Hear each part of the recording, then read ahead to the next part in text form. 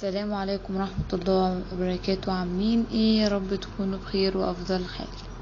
عنوان قصتنا النهاردة بعنوان بحر الظلام. قبل ما نبدأ قصتنا النهاردة حابة اقول لكم كل سنة وانتم طيبين. انا عارفة ان انا بعيد عليكم متأخر بس انا اسفة والله. معرفتش اعمل لكم فيديو او قصة في العيد وعيد عليكم، فانا اسفة. بقول لكم كل سنة وانتم طيبين. متأخر انا عارفة بس اقبلوها بقى. وقبل ما نبدأ بقى، انت لسه جديد على القناة اشترك في القناة. وانت بقى من الناس اللي بتحبوا تدعمونا وبتحبوا تتفرجوا علينا، متنسوش اللايك وتفعيل الجرس لو وصلكوا كل جديد والشير. انا طالبه منكم شويه طلبات. اول طلب، احنا اكتشفنا حاجه، ان يعني عدد المشاهدات اكتر من عدد اللايكات. يعني المشاهدات اكتر من عدد اللايكات. طب ليه؟ معلش، يعني بعد اذنكم اللي يشوف الفيديو يعمل لايك، يعني مشاهدة ولايك، تمام؟ وكمان طالبة منكم كل واحد يكتب لي كومنتين. اول كومنت اسمكم، تاني كومنت سنكم، وكده. شكرا ليكم جدا جدا جدا جدا. وانا اسفة على المقدمة الطويلة، وانا زعلت حد من المقدمة، فانا بقول له انا اسفة. يلا بقى نبدأ في تفاصيل القصة عشان ما نتأخرش اكتر من كده، ويلا بينا. انا اسمي علي، من سكان اهل اسكندرية، اهلي وحبايبي وناسي كمان. بحبوهم وبحب بحرهم. انا بشتغل في مصنع، وكمان عندي هواية الصيد، فمشترك مع اصحابي نور ووليد وابو سمرة وسعيد. جايبين كده داروا عليها، تقولوا عليها مركبة. ابو سمرة وسعيد دول صيادين اساسي، فبيصطادوا، يشتغلوا الصبح، واحنا بالليل انا ونور ووليد بنروح نشوف هوايتنا بقى. هواية انا بالنسبة لي مسميها هواية، بس بالنسبة لكم هسموها شغلة.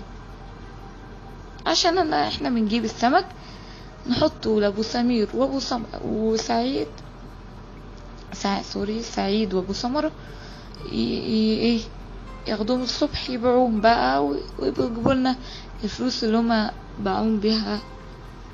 لما بنقابل بعض كده على المغرب، وهم يسلمونا الوردية، واحنا نقعد بقى، نقعد لغاية الساعة 12. ما ينفعش نكتر كده، البحر بيبقى غدار. والبحر مش مية بس وسمك، البحر مية وسمك وارواح ومارد، ده كتير. انا الصراحة ما حصليش حاجة، يعني من اول ما انا اخدت المركبة دي وقعدت اروح بالليل ما حصليش موقف مرعب. بس جه اليوم اللي يحصل لي الموقف المرعب. انا متعود ان انا اروح لهم المغرب زي ما انا قلت لكم، بس اليوم ده انا اتاخرت ورحت العشاء. بعد ما رحت العشاء، رحت وقعدت ولقيت نور ووليد بيقولوا اتاخرت ليه، احنا فكرناك مش جاي. فقلت لهم لا ما تخافوش، انا جاي. انتوا عارفين ان انا لما بتاخر من بعد العشاء بكلمكم، اقول لكم ان انا مش جاي، اتحركوا بالمركب. بعدها ركبنا وماشيين وحضرنا حاجاتنا بقى ولسه نصطاد. بس المية ده سودة قوي، البحر اسود ومخيف. بس عادي بقى، بس انا حاسس بحاجة غريبة. فاحنا قاعدين لقيت وليد بيقول ايه، اسكت يا علي، ما تعرفش اللي حصل النهارده. قلت له حصل ايه ده يا وليد؟ قال لي يا ابني احنا قاعدين لقينا ناس بتصوت وبنبص لقينا عيل والله عنده 10 سنين من اهل المنطقة اللي احنا فيها يعني غرقان. قلت له ايه غرق مات؟ قال لي ايوه يا ابني مات. قلت له طب احكي لي بالتفاصيل. احنا كنا قاعدين انا وابو سمرة وسعيد. قلت له استنى ايه اللي جابك الصبح؟ انت بتيجي معانا بالليل؟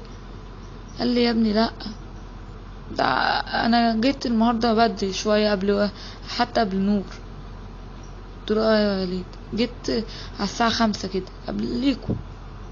جيت الصراحه لقيت نفسي جيت من الشغل بتاعي بدري فقلت اجي اقعد مع ابو سمرة وسعيد ونقعد نتكلم شويه.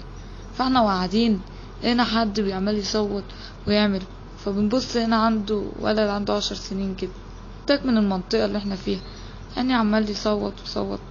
نزلنا وقعدنا ندور عليه ولقيناه الحمد لله الساعه 6 كده.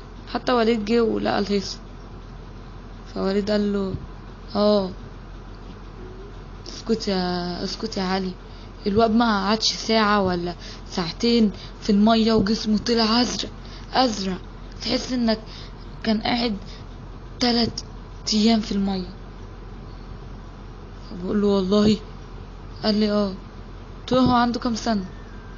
نور قال لي زي ما انا قلت. وليد قال لي زي ما انا قلت لك يا ابني 10 سنين كده.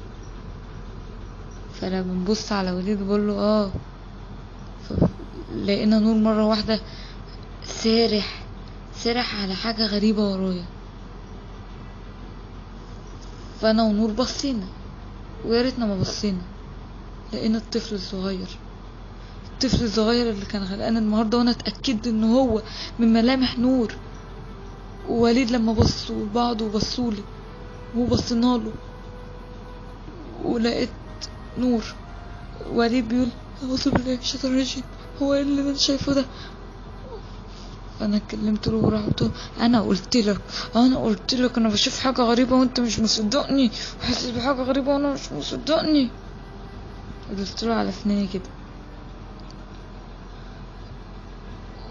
ونور ما اتكلمش ولقينا الولد الصغير ده قرب ده ما بيمشيش على رجله ده بنص جسم. وانا خفت واترعبت قوي لان قرب وصوت واختفى. الحمد لله اشهد ان لا اله الا الله اشهد ان محمد رسول الله. ده مين ده؟ ده وليد. الحمد لله ده اختفى. هو انتوا شفتوا اللي انا شفته ولا انتوا ايه ولا في ايه؟ فلان نور قال احنا لازم نروح ما نكملش اللي احنا فيه ده ما نكملوش ونيجي بكره يا جماعه يلا. فلقينا وليد بيقول الواد ده من صغره وهو في حاجه غريبه وانا عارفه انه في حاجه غريبه انا عارف. قلت له في ايه يعني؟ قال لي يا ابني الولد ده كانت امه تشكي منه وبتقول شفت ولد عنده 2 شهر بيتكلم زيه زيك كده وبيتكلم مع مع عروسه في البيت. امه ودته الشيوخ ودجالين كتير وما لهوش حل لغايه ما وصل 5 سنين وعقل لوحده. بس الواد ما بقاش ولا يتكلم ولا يقول الف ولا يقول ب. قلت له ايه ده ازاي ده؟ قال لي والله انا ما بكدبش عليك وادي مات هو برضو ما بيتكلمش. الواد ده فيه حاجه غريبه من صغره وحتى لو بعد ما مات هو هيعذبنا برضو.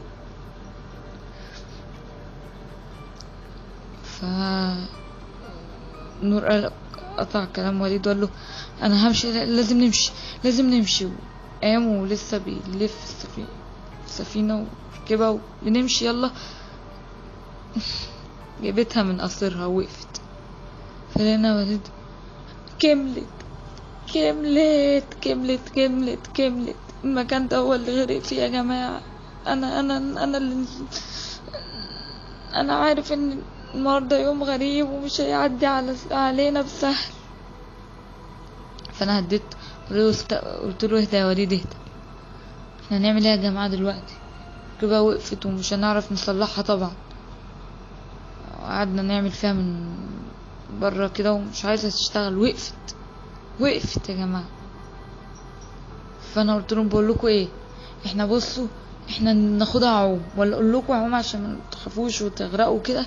احنا ايه، نركب في المركبه، بصوا ناخد البتاعه بتاعت النقص دي نلبسها، او اقول لكم نركب الطوق ده نركبه احنا التلاتة، هو كبير اهو، نركبه احنا التلاتة ونمشي نطلع بيه على البر، ماشي؟ لقيت نور قال لي ماشي. وليد قال انا مش متحرك من هنا الا لما شمس ربنا يطلع، والله مش متحرك من هنا. يا عم اسكت يا عم، ان احنا الله اعلم بيحصل ايه تحت، ده فوق وجهنم وتحت بقى. قعد يتهته كده. قلت له نور، وليد معلش، وليد عايز تيجي تعالى، مش عايز انا ونور نازلين، يلا. وليد سيبناه فوق واحنا الاتنين نزلنا. يا لهوي، المية باردة قوي قوي، ساقعة قوي قوي، والجو نار. معرفش ايه ده. ايوه يا جماعة، احنا نزلنا تحت المية ساقعة، بس احنا الهوا جاي سخن قوي كمان، بس مش مبرد المية ولا حاجة. لقيت نور بيقول يا ريتنا سمعنا كلام وليد وقعدنا معاه لغاية ما شمس ربنا كانت طلعت وبعدها اتحركنا. يا ريتني ما سمعت كلامك يا علي. علي الحق حاجة بتمسك رجلي يا علي، علي الحق حاجة بتسحبني يا علي، علي الحقني يا علي، علي حاجة علي. وليد في ايه يا ابني؟ وليد، علي الحقني، وليد. انا عمالة اقول وليد وخلاص. اسمه نور. يا نور مالك يا وليد الحقنا. عمالة انادي الوليد واقول نور، انا معرفش بقول ايه ولا بتكلم بقول ايه. انا خايفة على صاحبي اللي معرفش شاف وشه ازرق مرة واحدة وصح بتحس بيتسحب، وانا عمالة اشد فيه وانا كمان قربت اتسحب. بس انا الفرق عنه ان انا مفيش حاجة مسكاني، انا حر، هو حاجة مسكاه من رجله زي ما هو بيقول، بس عمال اقول سمي الله. وليد يا نور. صوت وليد اللي كان من بعيد اختفى، والدنيا ظلمت، ونور المركبة اللي كان موريني شكل نور اختفى، والقمر مفيش. وفي النور يا نور. خلصت حلقتنا لغاية كده. لو عايزين تعرفوا نور حصل له ايه، ووليد طلع ولا ما طلعش، ولا حصل له ايه في المركبة، ونور طلع ولا ما طلعش ولا مات، وعلي عمل ايه في المشكلة اللي كان فيها، استنونا في الجزء التاني. ولو عجبكم الجزء الاولاني ما تنسوناش باللايك والشير وتفعيل الجرس والاشتراك في القناة، انت لسه جديد فاشترك. يا ريت يبقى انا اديت لكم اداء كويس، والجزء الاولاني عجبكم ونول اعجبكم، واتمنى لكم اقصى درجات الرعب. والسلام عليكم.